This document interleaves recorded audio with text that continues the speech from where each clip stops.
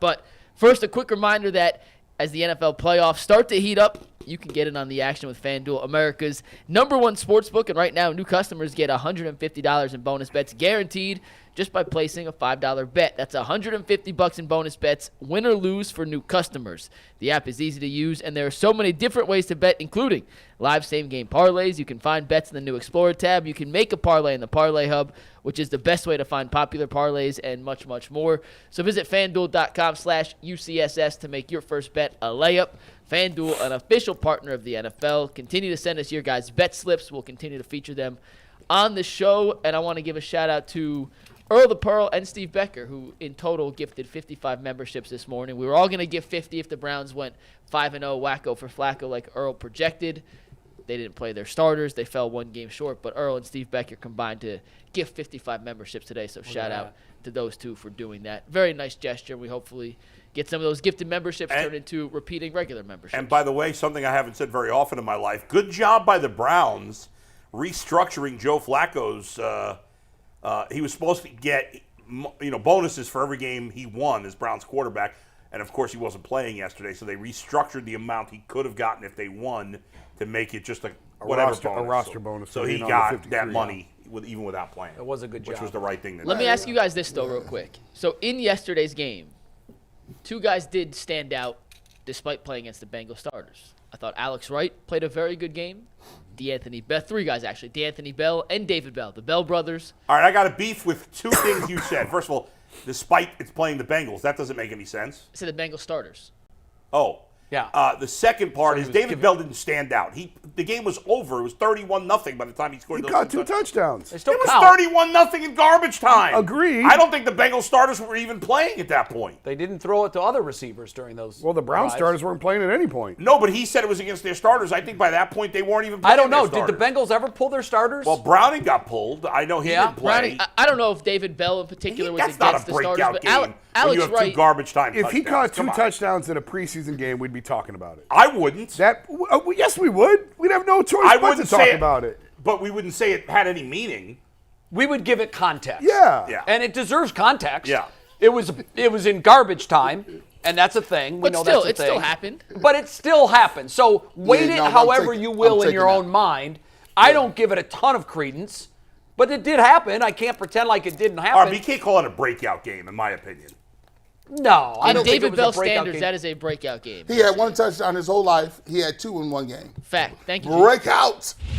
There's people who were there. I'm gonna tell you why that's important. You expecting two against Houston? No. Okay. No. Okay. Listen, breakout, two against Houston, the Browns are winning big. There's a part of breakout that tends to make you believe that that's a trend and now it's going to continue. Yes. Breakout for me. That was not a breakout game. Breakout for me means confidence. Breakout for me means confidence in the coaching staff seeing, okay, this is a game setting. I saw them throw the ball to you. You were able to get open. You were able to catch the rock. Now maybe in one of our packages, instead of saying, I'm going to put Goodwin in or I'm going to put Cedric Tillman in, hey, let's see what David Bell can do and see if he can catch the football. Because for me, I'm going to just tell you right now, all the stats that we have, I don't care nothing about them no more.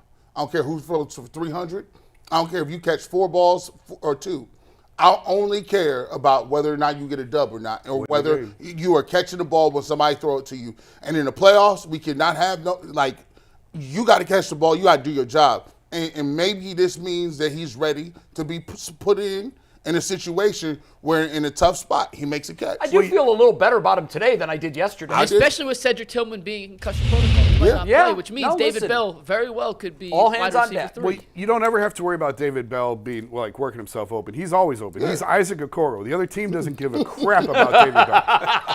It will let him stand in the corner all day long. Playoff scheming by Jason.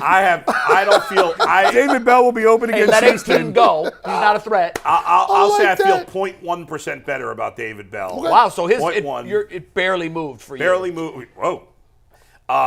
Hey, how many catches did DPJ have after he became a Lion? I don't think 0. I will look it up. I haven't seen his name. I have once. not heard his name mentioned. And it hit me yesterday when I was watching the game, and I meant to look it up.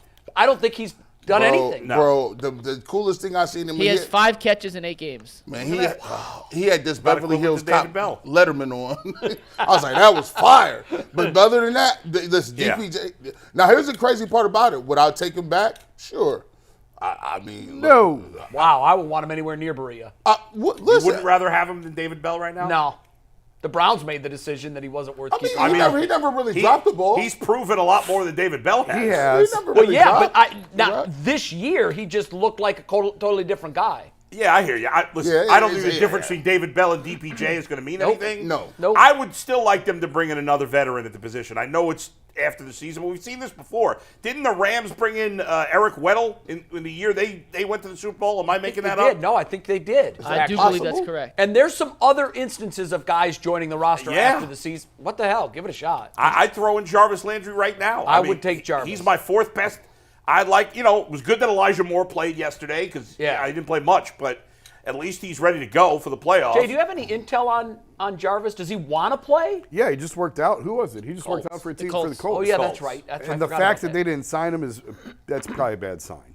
That they worked him out and chose to pass on him. That means Yeah. there's probably not a whole lot left. You know, it's crazy. Jarvis did run a 4.7 at his best. Yeah. like Speed ain't his like thing. speed ain't his thing. Jason, at all. there's no way anybody couldn't convince me that if you had him out there for 5-10 plays, that he could do as much more than David Bell. We haven't seen him though. Like my thing is, it's easy for these guys can fall out of shape. We've seen them report to camp 15 pounds overweight. Bernie just Not said to with us him. last week that he's been in touch with Jarvis or something. I don't remember exactly what he said, but that Jarvis is in good shape. That's what Bernie said. I don't know. If he's who in good knows? shape, I agree with you. Yeah. Or even if it's not him, just bring in another veteran to have on the roster. Do y'all think they got enough weaponry? I do. I mean, in the end, I don't think Jarvis is going to be the difference, but why not bolster up the 4th wide receiver? Hell, you add another layer to this comeback story Why if not? you do. Why not? You've Yeah. already got Joe Flacco, who was on the heap for 12 weeks. Why not go to somebody who's been on the heap for 17 Yeah, weeks? yeah, yeah. I mean, the broadcasters wouldn't know what to do with themselves during the game. Yeah. I thought I never would say this, but they better hope Elijah Moore come back. Well, he is. I mean, he was active He was yesterday. active yesterday. Yeah, Crazy. like- Did he Yeah. actually run any plays? I didn't Yes. see a snap count. He did? but- He was out for the first play of the He game. ran. Okay. Dang, he got an extra And, special. Like But crazy. obviously Cedric Tillman's in concussion protocol, and Pierre Strong got hurt yesterday. Strong as a I'll back. say to your original question, David Bell, I feel marginally better about him today than I did yesterday. Alex Wright, But though, is a different Alex Wright, story. to me, is the guy. And it wasn't just yesterday. It's the Yeah. last quarter of the season. Well- He's looked like sometimes, and G, I think you can talk to this best. Sometimes there's a learning curve at every position. And sometimes when the light goes off, it goes off and you just kind of have it. Have we seen that happening with Alex Wright now, where he just gets it now? Yeah, like there was a play. I'm trying to think. It was against the Bears. They was running this jet motion, and the Browns have got killed on jet motion. Whether it's from the Steelers game, you can go back and look at it. They've been destroyed by that play. And the Bears ran that jet motion play, and it's like I think it was like 3rd and 2 or 3rd and 3, and he steps up and he makes this play in the backfield. Now, if you go back and look. Even Myles Garrett he's traditionally try to come underneath the block, and the guy runs right around him. Alex Wright makes that play in the backfield, and when you're a defensive end and you're playing in space, they're playing out way wider than they used to be. So it was confined to Joe Woods. Usually he's in a 5 technique. Now you can see the defensive ends in 7 techniques, even 9 techniques, way out. So you got more to look at. Playing in space is a little different. You got to be able to feel stuff coming behind you. What blocks are they trying to do? And I think Alex Wright, when you showed in the game, the ability, I thought he had a couple of sacks. Like, they only give him credit for one, but I thought he did a really tremendous job of going out there, and I could say it's the JVs. When you playing with the JVs, you know you might get messed up a little bit and touched up, but at least Alex Wright was out there playing, and he was like, no, I'm a contributor. I rotate in. I got to do something. And I thought it was kind of cool for Myles Garrett to say, hey, look, bro, we watching you. We expect you to be doing something. So I think Alex Wright is going to be with Obo Ronco as far as one of the guys that come with them 2 waves. And I think they're going to win and go as far as how well they play up front. I think that's the difference between Alex Wright and even DeAnthony Bell versus David Bell. It's DeAnthony Bell, right? Yeah. Yeah. I don't know why that sounded wrong to me. Is those two guys I think have played well for the last month. Yeah. Yeah, we've But seen David it Bell, from it was just yesterday. Yeah. Those other two guys have contributed. You know, like they're not. Bell did have a big catch earlier this year. Touchdown catch. Yeah. Right. Wide Against open. Jacksonville. Yep. But Well, I'm saying because they weren't covered. Isaac Okoro. I think DeAnthony Bell and Alex Wright have been legit contributors for a month now. Yeah, I Yeah, agree yeah. with that. Because the Browns second or the Browns safeties have been, you know, and their secondary as a whole has been a little banged up. That interception yesterday was big time. It was. It was. It was. Balance, concentration, That was a tough the play. whole bit. Yeah. So look, to me, you actually we should have brought this up earlier. We was kind of touching on the subject, but it all depends on what level the Browns secondary and the Browns up front are going to do. If they both take it to the next level, I've seen teams like the Seattle Seahawks or the Legion of Boom, the no-fly zone with Denver.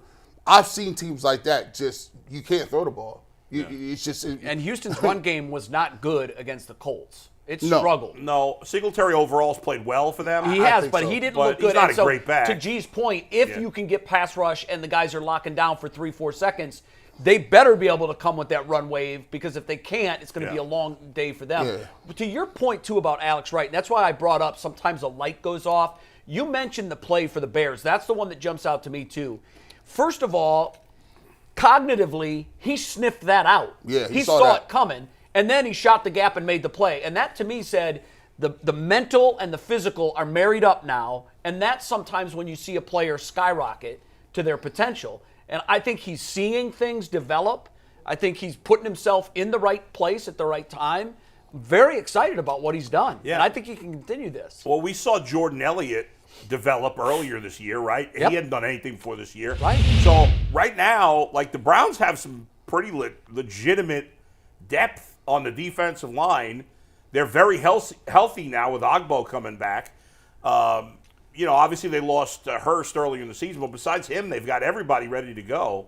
You got guys come. Two things I wanted to note in terms of injuries, guys. That one, we haven't talked since Anthony Walker was placed on IR. Right. He's probably done for the year. Technically, he could come back for the Super Bowl, but I'm guessing if they thought he could, he probably wouldn't have gone on IR. But I guess you never know. And the one thing about, like, they got Ogbo back, they got Elijah Moore back. Those are big. And they got Bajorquez back. Yeah. And by the way, he had a great couple of punt. great He had a punts nice also spin on that yesterday. one, Jason. We Twice. thanked him for that. He did it. Yeah. He did a great job with the Yep. spin. The one guy that's not back yet that his team really needs, Dustin Hopkins. I don't know if anybody's heard anything, but they need him big time. I this haven't week. heard, but I assume that he's going to be ready. No, I would not assume. You not that. assume What? that. No. Oh, boy. Really? No, That's not not great. not for this week. Who kicked the field goals yesterday? Was it Patterson? It was Yeah, Patterson. he's the only kicker on the roster. Yeah. Delpit is eligible to return from IR now. Right. But I don't know that. Have you heard anything necessarily- on him? No, I don't. Zach said. last I'm time- way more.